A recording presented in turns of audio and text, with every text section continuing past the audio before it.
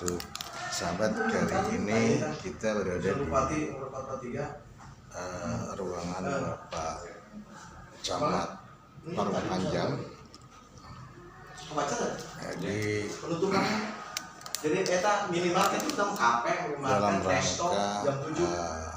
pelayanan Pak Camat menggunakan meeting room. Tapi ini jam 7 udah harus tutup.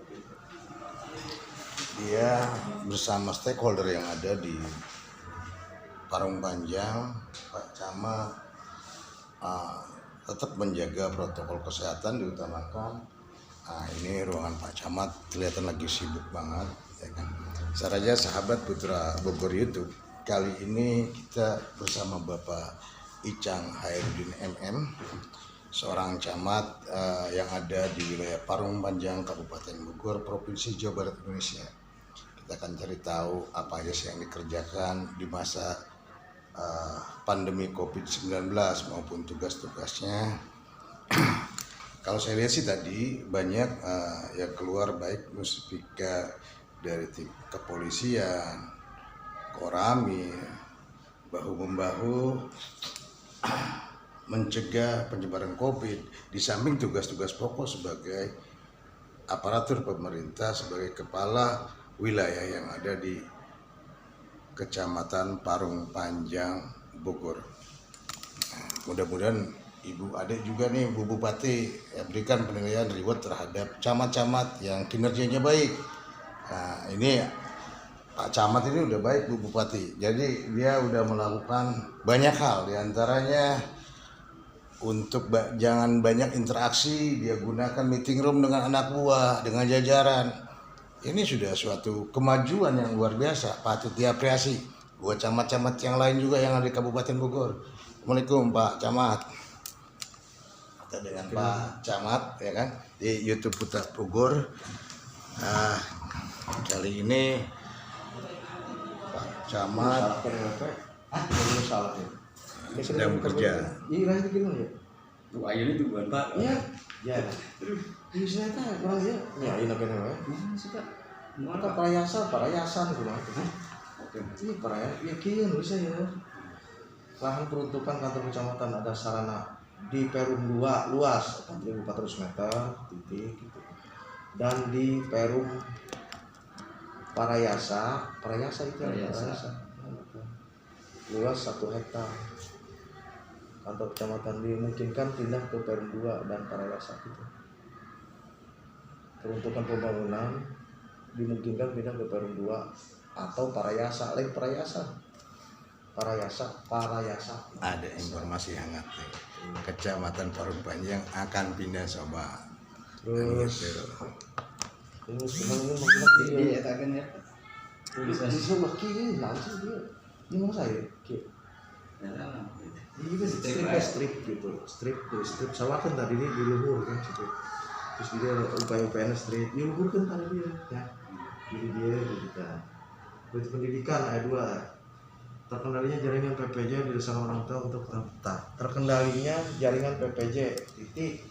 Terus 2 desakan orang tua untuk tatap muka, ini masalah ya kan?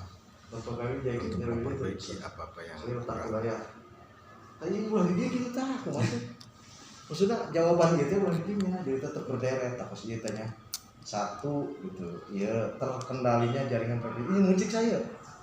Ada Perpindahan kantor desakan orang tua untuk tetap muka, ya kan? 2 gitu. Diteruskan jasa-jasa memperbaiki jaringan wifi sesuai tak wilayah. Terus tetap memacu kepada aturan pemerintah pendidikan dan ketua gugus tugas COVID-19. Tetap mematuhi aturan Kementerian Pendidikan, gitu kan? Mana mah jangan jarak-jarak ini ya pelahnya. Jarak. Jadi ulah itu tamu dari ID itu ada bahasanya. Apa kan? Sunda sama Indonesia. Ya. Sahabat, emang Pak mau pindah Pak kantor kecamatan? Oh, sahabat itu Putra Bogor. Ini Pak Camat mau memindahkan. Kenapa Pak dipindahin Pak? Relokasi. Artinya ini dibutuhkan untuk kantor-kantor yang lain, untuk dampak, untuk dinas-dinas yang lain kayak dinas P3 P2KB buat di sini nanti berbaur. Jadi kami merencanakan di tahun 2001 ini usulannya untuk pindah lokasi kecamatan gitu. Mudah-mudahan setelah dibangun ini jadi kita tidak di sini lagi gitu. Ingin Nah, orang Parung Panjang kantornya mau pindah, tapi kita tanya lagi di mana tepatnya, masuk desa mana itu Pak? Parayasa di Desa Lumpang ada 1 hektar, kemudian di Perum 2 masuk Desa Lumpang juga. Rencana kapan itu Pak? Tahun Usulan dari 2021? sekarang kita usulannya dari sekarang, yang mudah-mudahan bisa terrealisasi 2022 gitu. Nah, Bupati Ibu Haji ini katanya mau pindah, mohon direspon relokasi ya. Artinya Padahal sudah ada. kenapa Pak mau pindah Pak? Alasannya kenapa? Ya satu di sini untuk pelayanan tidak maksimal. Satu terlalu pinggir di jalan, kemudian berada di terlalu pinggir gitu. Jadi kalau ibarat pelayanan itu kurang maksimal lah. Apalagi ke penerapannya kita ingin kantor kecamatan itu ada ruang yang layak gitu untuk ibu-ibu, untuk disabilitas, untuk apa yang artinya ruang menyusui. Jadi itu harus pemenuhan, disebutnya apa ya, ada Artinya perbaikan ya Pak ya, perbaikan di mana pelayanan kepada seperti masyarakat. kamar mandi juga kita ingin ada kamar mandi perempuan, laki-laki, juga disabilitas, penyandang disabilitas. Nah, sementara yang ada ini berapa luasnya Pak? Ini nggak layak, hanya 1.000 berapa, 1.800 maksudnya. 1.800. Nah, terus Artinya itu halamannya yang tidak memadai. halaman tidak memenuhi ya, karena sempit mungkin sahabat dan tidak layak, maka camat yang baru kurang lebih 1 tahun menjabat ini mencoba terobosan demi pelayanan terhadap warga. Kita juga perlu tahu juga nih sahabat, gimana Pak Camat Icang ini bisa tembus apa enggak. Saya harap sih Bupati, Bu Ade, Bupati Bogor bisa menyetujui atau mendorong, karena bukan untuk Pak Icang ya. Pak Icang nanti kan nggak juga di sini, bahkan mungkin nanti suatu saat bisa pensiun, tapi dia untuk rakyatnya. Ngomong-ngomong Pak, itu di Parung Panjang sendiri ada desa berapa Pak? 11. 11. Terus sudah mintakah pendapat dari kepala-kepala desa Pak? Sudah. Responnya gimana? Ya, positif lah, karena Parung Panjang ini kan berbatasan dengan wilayah Banten.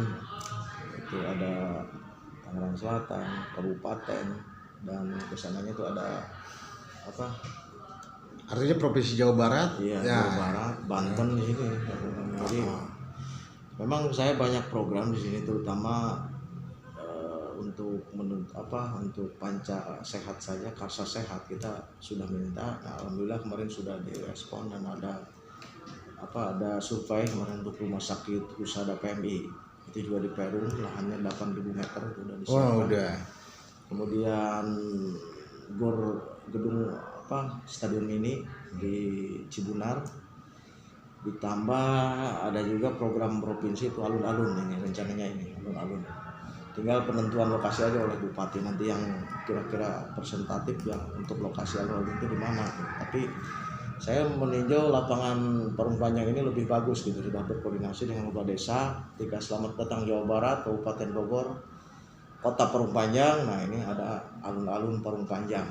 Jadi sehingga ada ikon.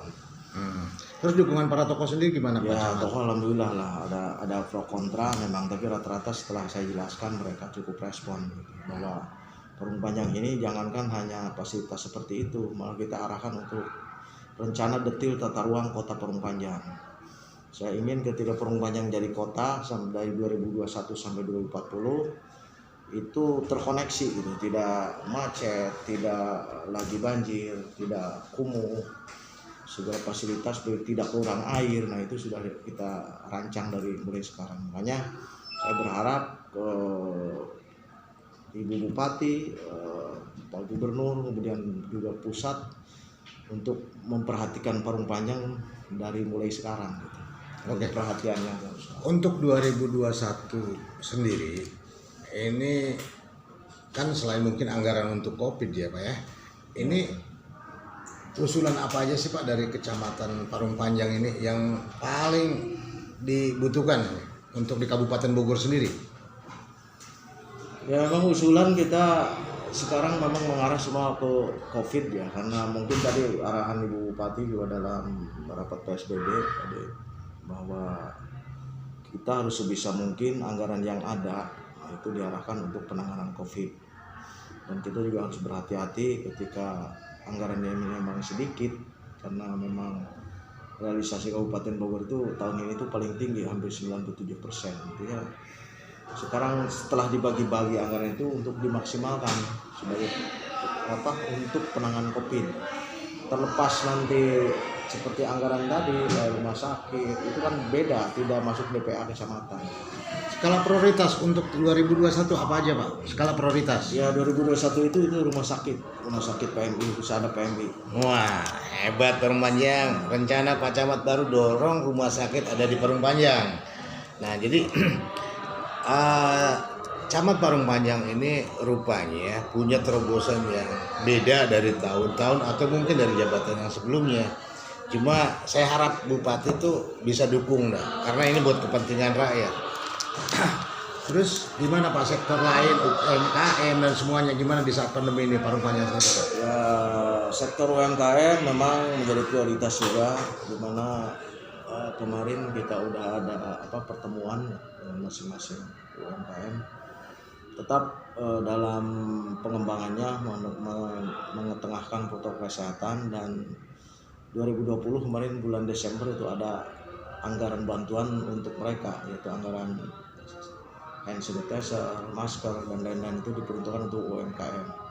Dimana UMKM jangan sampai di era pandemi ini mati gitu, tapi mereka tetap berjalan walaupun sistemnya tadi untuk untuk memetakan produknya itu ya tadi sesuai aturan protokol kesehatan. Sahabat. Terus ngomong-ngomong kita tanya terus kaitan COVID nih, Parung Panjang udah ada yang kena nggak belum Pak Camat deh? Parung Panjang memang kasus COVID ini cukup banyak ya, cukup banyak. Kita kan tahu nih dari Pak Camat. Sementara yang meninggal itu kalau nggak salah sampai saat ini tuh ada 8 orang. Bahwa di bulan ini itu bertambah, dari Desember itu hampir bertambah. Kasus COVID di Parung Panjang itu kasus terkonfirmasi sampai 226 orang. Yang meninggal 8 orang, kemudian yang sembuh 192 orang, yang konfirmasi aktif sampai saat ini 26 orang. Total berapa Pak? 226. 226. Jadi Kecamatan Parung Panjang itu hampir 20% kasus COVID di Kabupaten Bogor. Ini Pak, penyebarannya gimana? Apa di satu desa atau di 11 desa? Ini penyebaran memang di klasternya klaster kereta api. Jadi tersebar di Desa Kebasiran, Parung Panjang, Cibunar, Lumpang, Tungku ada, kemudian Kebasiran. Nah, sahabat, artinya ini karena Parung Panjang juga di sini menampung juga kaum urban, dan mereka juga interaksi warganya dengan daerah ibu kota Jakarta. Nah, ini bagian daripada pemicu juga yang dikatakan Pak Camat. Cara-cara lain Pak, gimana himbauan-himbauan terhadap para buat warga Parung Panjang khususnya? Ya, saya berharap warga Parung Panjang tetap konsisten dan tetap menjaga 3M, cuci tangan pakai sabun, pakai masker, dan jaga jarak, social distancing, juga jaga kesehatan, pola makan dan pola istirahat. Dan kita putus mata rantai dan jangan sampai terkena hoak-hoak bahwa kita tidak percaya adanya COVID itu ada, korban cukup banyak. Dan mudah-mudahan sampaikan di tempat-tempat pengajian dan lain-lain tetap sesuai aturan Bupati, ada SBB 8. SBB 8 itu adalah pencegahan kegiatan masyarakat, di mana dari tanggal 11 sampai tanggal 25 Januari. Jam operasional resto, kemudian minimarket dan kafe itu dibatasi dari jam 8 pagi sampai jam 7 malam. Ketika melewati batas itu kami tidak segan-segan menindak. Kemudian yang hajatan juga tetap 50% tidak melakukan hiburan atau kegiatan. Kemudian kantor kita untuk dari tanggal 11 ini kita akan menjadwal hanya 3/75%. Jadi hanya 1/3 yang bisa diliburkan gitu. Dan pelayanan pun nanti akan dibatasi. Tapi pelayanan tetap efektif kan? Tetap efektif, tapi dibatasi sampai 75% untuk staf kecamatan. Oke, sahabat. Jadi jangan khawatir, meskipun Pak Camat mengurangi stafnya untuk bekerja di rumah, bukan berarti pelayanan ini berkurang. Untuk swab sendiri, Pak, kecamatan ada upaya untuk swab di desa-desa mungkin? Ya, untuk swab itu memang dilakukan ketika ada tracking. Tracking itu artinya di mana lingkungan itu ada yang terpapar COVID, maka orang yang berdekatan itu akan dilakukan swab atau rapid apa sebutnya? Rapid test ya. Ya, begitu.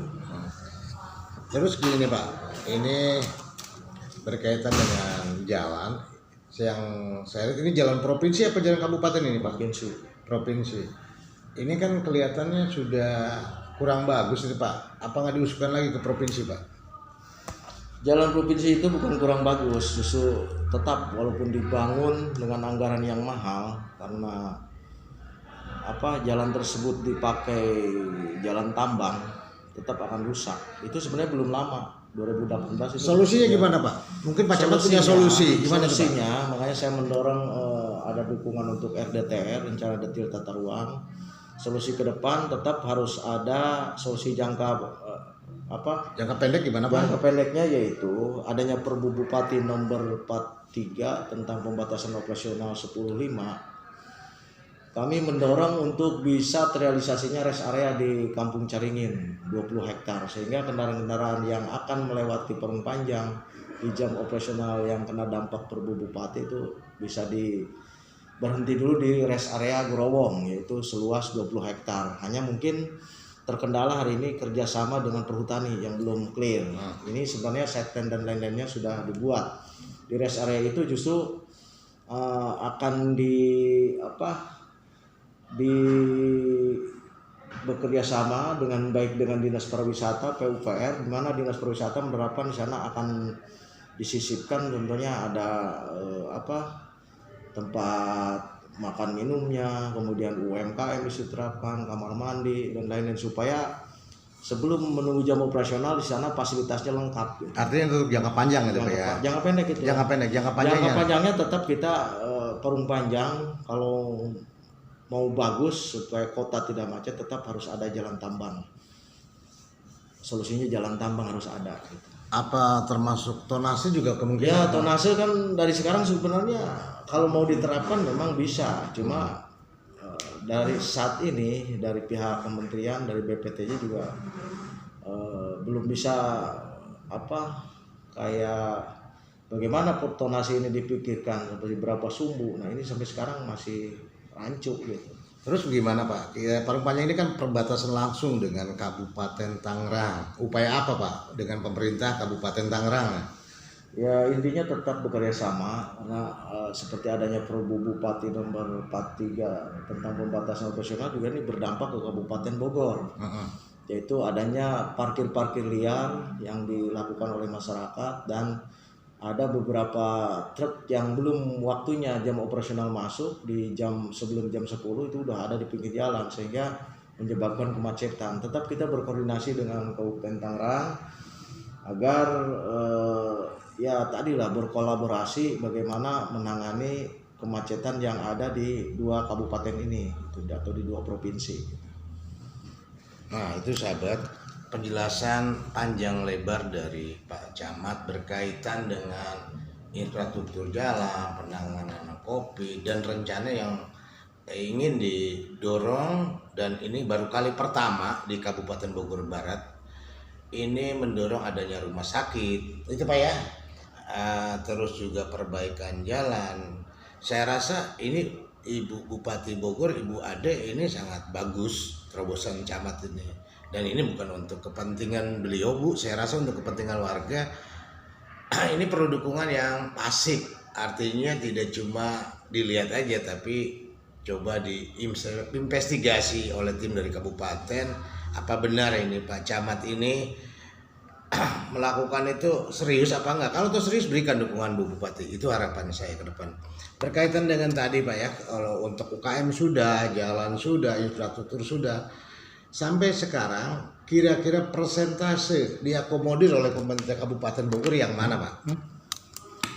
Ya sementara memang kalau saya lihat di program 2020 untuk infrastruktur yang sifatnya penghubung, baik penghubung ke Kecamatan Tenjo, jalan lintas ke Rumpin, rata-rata untuk Kecamatan Perumpanyang sekarang sudah baik semua. Baik ya.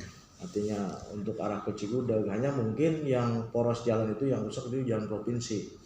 Karena memang akibat dari dampak truk tronton ini yang tonasenya melebihi beban jalan gitu. Jalan 20 ton, kendaraan yang melewati itu hampir 40 sampai 35 ton gitu. Ngomong-ngomong Pak, kan biasanya ketika kami masuk ke wilayah Kecamatan Parung Panjang dan juga Kabupaten Tangerang di wilayah Legok, itu kan banyak truk-truk siang hari pun. Sekarang ini nggak ada. Itu gimana Pak ceritanya Pak? Sekarang jadi agak tertib meskipun itu belum efektif benar, tapi itu udah kondusif lah. Gimana itu Pak? Ya intinya memang dari tahun 2014 itu sudah ada pembatasan yang sifatnya lokal. Nah untuk saat ini memang dengan adanya Perbu Bupati nomor 43 tentang pembatasan operasional ini berdampak ke wilayah kita, sehingga Kabupaten Bogor melalui Kecamatan Perumpanyang ini kita antisipasi baik dari Polsek, Disub maupun dari Pol PP yang membantu di sana. Juga beberapa organisasi yang membantu bahwa adanya Perbup ini ada dampak gitu. Nyata memang setelah jam 7 ini biasanya jalan-jalan di kita macet karena keluarnya truk-truk tambang ini dari parkiran-parkiran lokal kayak dari pemilik. Jadi sekarang memang harusnya jam 10 karena di kita belum ada rest area tadi, sehingga terjadinya dari jam 7 itu udah mulai ada truk di pinggir jalan atau di badan jalan. Apa mungkin sampai lebarnya juga kurang mungkin Pak? Ya memang kalau dilihat skala jalan kita kurang lebar, makanya ini harus perbaikan jalan, kemudian ada jalan alternatif, ada pengurai kemacetan harusnya. Ini kan jalan penghubung kita ini yang satu-satunya jalan provinsi yang menghubung untuk 2 provinsi gitu. Tapi Bupati udah respon dengan mengeluarkan Perbu 2014. Bukan Bupati Tangerang itu. Kalau kita antisipasinya itu membuat rest area itu, hanya mudah-mudahan di 2021 ini bisa realisasi gitu rest area tersebut untuk mengantisipasi jangka pendek Perbu Bupati yang berdampak terhadap macetnya atau harus lalu lintas yang menunggu jam operasional gitu. Jadi kita tampung nanti di rest area itu. Nah, respon pemerintah kabupaten sendiri ini sudah disampaikan apa baru wacana nih Pak? Sudah disampaikan. Gimana respon pemerintah kabupaten? Rest area ini sudah ada praset plannya sudah ada. Jadi tinggal hanya pinjem pakai dengan perhutani. Artinya Bupati sudah respon? Sudah. Wah, makasih Bupati Bogor ternyata sudah respon dengan baik. Ya mudah-mudahan semua berjalan dengan baik. Yang mungkin yang kendalanya itu aja tadi masalah tonase jalan ya Pak, pelebaran jalan itu ya.